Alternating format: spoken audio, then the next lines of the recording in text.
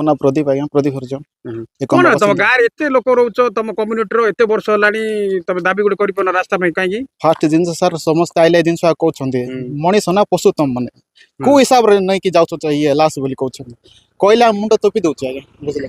ତାପରେ ଗୋଟେ ଜିନିଷ ଯାଇଥିଲି ମଝିରେ, କିଏ ଗଲେ ନାଇଁ, ଯାଇଥିଲି କଣ ଗୋଟେ ସିଷ୍ଟମ ଗୋଟେ କରା ବୋଲି ଯାଇଥିଲି, ଭିଡ଼ିଓ ପାଖରେ ଯାଇଥିଲି। ଭିଡ଼ିଓକୁ ଲେଖିଦେଲି, କହିଲାରୁ ତୋର ଅସୁବିଧା ନା ଗାଁର ଅସୁବିଧା, ତୁ କାମ କରିବାକୁ ଏଇଟା ଲେଖିବା ପାଇଁ ଆସଛୁ ନା ତୋ ଗାଁର ସୁବିଧା ପାଇଁ ଲେଖିବା ପାଇଁ ଆସଛୁ ବୋଲି କହିଲେ। ଆରେ ମଣିଷ କେମିତି କଥାଟା କହିଲୁ ଏଇଟା ବୋଲିକି ମୁଣ୍ଡ ତୁପିକି ପଳେଇଲେ ଆଜ୍ଞା, ବୁଝିଲେ କି ନା। ତାପରେ ନେତା ମନ୍ତ୍ରୀ ମାନେ ପରମ ଗଦ ଆଜ୍ଞା, ଏବେ ଗୋଟେ କେଉଁ ଏମଏଲଏ ଗୋଟେ ହେଇଛି ହେଲେ ତାର ନାଁ ଆମେ ଭଲସେ ଆମେ ଜାଣିନୁ, ବୁଝିଲ କି ନାଇଁ। ତା ଆଇଲେ ହେଲେ ତ ତାର ସମସ୍ୟା ଜଣେଇବୁ, ଆମେ ଆମର ସମସ୍ୟା ତାଙ୍କୁ ଜଣେଇବୁ। ପରମ ଗଦ ଆଜ୍ଞା, ବୁଝିଲେ କି ନାଇଁ। ଗୋଟେ ଟଙ୍କାର ଆସୁନି, କମ୍ବା ପଞ୍ଚାୟତ କୋଉଟା ବୋଲି ତାକୁ ଜଣା ମିଶା ନାହିଁ। ତାକୁ ଜବରଦସ୍ତି ଡାକି ଆଣିଲେ କୋଉଠି ପ୍ରଭୁ ଦିଲ୍ଲୀ ବମ୍ବାଇ ବାଟେ ପଳେଇବ ସିନା, ଗାଁର ସମସ୍ୟା ଗୋଟେ ହେଲେ ବୁଝିବାର ନାହିଁ ତାର, ବୁଝିଲେ। ସବୁ ତମେ ଯେମିତି ନଉଛ ସବୁ ଅସମ୍ମାନ ହଉନାହିଁ ସେଟା କହିବାର ନାହିଁ ଆଜ୍ଞା, ବୁଝିଲେ ନା। କହିଲେ ବଡ ବିଚିତ୍ର ସବୁ ଆମର ଭାଇ ମାନେ କହିଲେ, ଯୋଉ ଅବସ୍ଥାରେ ନେଉଛୁ କୁକୁର କୁତୁରି ମିଶା ଆଜ୍ଞା ଭଲ କରି ନଉଛନ୍ତି ଆଜିର ଦିନରେ, ବୁଝିଲେ କି ନାଇଁ। ଆମର ଲୋକ ସେ ସବୁ ନେଇ କରି ଯାଉଛୁ ଆମେ, ବୁଝିଲେ କି। କାଦ ତ କାଦ, ବୁଝିଲେ କି ନାଇଁ। ତାପରେ କେଲାନରେ ଚଢବାର ଉତରବାର ଗୋଟେ ଲୋକ ସପୋର୍ଟ ଦେଲେ ଯାଇକି ରୋଲୁଛୁ ଚଢୁଛୁ, ବୁଝିଲେ କି।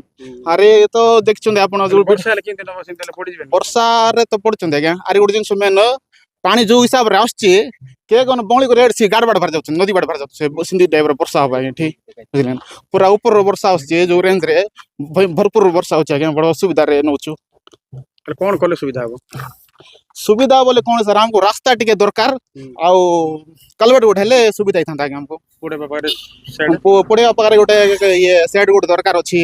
ତାପରେ କାଠ ପତ୍ର ଟିକେ ରଖିବା ପାଇଁ ଘର ଗୋଟେ ଦରକାର ଅଛି ଆମକୁ। ତାପରେ ମଶାଣି ଭିତରକୁ ଯିବା ପାଇଁ ରାସ୍ତା ଟିକେ ଦରକାର ଅଛି। ସମୟ ପଡିଲେ ସାର୍ କଣ ହଉଛି ବୋଲେ, ମଝିରେ ଗୋଟେ ଆପଣଙ୍କୁ ଗୋଟେ ଭିଡିଓ ଗୋଟେ ଦେବି, ତାର କିଏ ନଥିଲେ ଆମେ 4 ଜଣ ଭୁଇଁକି ନେଲୁ, ବଡ କଷ୍ଟ ହେଲେ ଗାଡି ଫାଟିରେ ନେଇକି ଯାଇଥାନ୍ତୁ, ଭିତରେ ପୋଡାପୋଡି କରିଥାନ୍ତୁ ସାର୍। ହଁ, ରାସ୍ତା ଥିଲେ, ସେଟା ମେନ୍ ପ୍ରୋବ୍ଲେମ ସାର୍ ଆମର। ଆଜି କଣ ହେଇଛି ବୋଲେ, ଆମର ସମ୍ପର୍କୀୟ ଜେଜେବାପା, ମୋର ନିଜ ଜେଜେବାପା ହେବେ, ତାଙ୍କର କାଳ ହେଇଗଲା ସକାଳେ। ଆଉ ଯାହା ଆମ ରୀତିନୀତି ରହିଛି ଶବ ସତ୍କାର ପାଇଁ, ଆଉ ତାଙ୍କର କାଳ ହେଲା ପରେ ଆମେ ଆସିଥିଲୁ। ଆଇଲା ବେଳକୁ ଆପଣ ନିଜେ ଦେଖିଥିବେ ଆମର ଅଞ୍ଚଳର ଅବସ୍ଥା, ମଶାଣି ଯିବା ପାଇଁ ଜାଗା ନାହିଁ। ଏବେ ଶବ ନେଲା ବେଳକୁ ଜଣେ ପଡି ଯାଇଛନ୍ତି, ମଧ୍ୟ ତାଙ୍କୁ ମିଶା ଇଞ୍ଜୁରି ହେଇଛି, ମେଡିକାଲ ନିଆ ହେଇଛି। ଆଉ ଯାହା ସୁବିଧା ରହିବା କଥା ମଶାଣି ହିସାବରେ, ଆମେ ମାନେ ପ୍ରତିବର୍ଷ ଆମର ସ୍ୱତନ୍ତ୍ର ଗ୍ରାମ ସଭାରେ ମଧ୍ୟ ଲିଖିତ ହିସାବରେ ଦଉଛୁ, ମାତ୍ର ଏବେ ଯାଇ କୌଣସି ପ୍ରକାର କାର୍ଯ୍ୟାନୁଷ୍ଠାନ ହେଇନାହିଁ। ହେଲେ କେମିତି ନେଲ ଆଜି ଶବକୁ? ବର୍ତ୍ତମାନ କାଦ ନାଳରେ ନେଲ ନା କଣ, କେମିତି ନେଲ? ଆଜ୍ଞା ଦେଖନ୍ତୁ, ଯେହେତୁ ଜଣଙ୍କର କାଳ ହେଇଯାଇଛି, ଯାହା ରୀତିନୀତି ହିସାବରେ ତ ଆମେ ନେବାକୁ ବାଧ୍ୟ। ତାଙ୍କୁ ଯାହା ଅସୁବିଧାର ସମ୍ମୁଖୀନ ହେଇ ନାଳକୁ ଡେଇଁକିରି, ଆମର କେନାଲ ବ୍ରିଜ ମଧ୍ୟ ନାହିଁ, କେନାଲ ବ୍ରିଜରେ ଓହ୍ଲାଇଲା ବେଳକୁ ଜଣେ ପଡି ଯାଇଛନ୍ତି, ତାଙ୍କୁ ମେଡିକାଲ ମିଶା ନିଆ ହେଇଛି। ଲେଡିଜ ମାନେ ଗଲେନି, ଗଛ ମୂଳେ କଣ ପାଇଁ ବସିଛନ୍ତି? ତାଙ୍କ ତ ସେଇଟା ତ ଅସୁବିଧା ଆଜ୍ଞା, ମେନ୍ ଅସୁବିଧାଟା ସେଇଟା। ଲେଡିଜ ମାନେ ଯାଇପାରୁନାହାନ୍ତି, ଦେଖୁଥିବେ କେନାଲ ସାମ୍ନାରେ ଅଛି, ତାପରେ ଲୋଟା ବୁଦା ହେଇଛି, ଯିବା ପାଇଁ ରାସ୍ତା ନାହିଁ। ରାସ୍ତା ଟିକେ ଥିଲା, ସେ ଚାଷୀ ମାନେ ସେଟାକୁ ବର୍ଷ ପିଛା ତାକୁ ସଜାଡ଼ିବାକୁ ମାନେ ଅଧା କରିଦେଲେଣି ମଶାଣି। ଆଉ ବିଶେଷ କରି ଆମର ପ୍ରୋବ୍ଲେମ କଣ, ଯଦି ମାଟି ଦିଆହବ ତା ବେଳେ ସବନି କି ଉପରକୁ ଭାସି ଯାଉଛି। ପୁଡ଼ାଇବା ପାଇଁ ଆମର ସେଡ୍ ମଧ୍ୟ ନାହିଁ।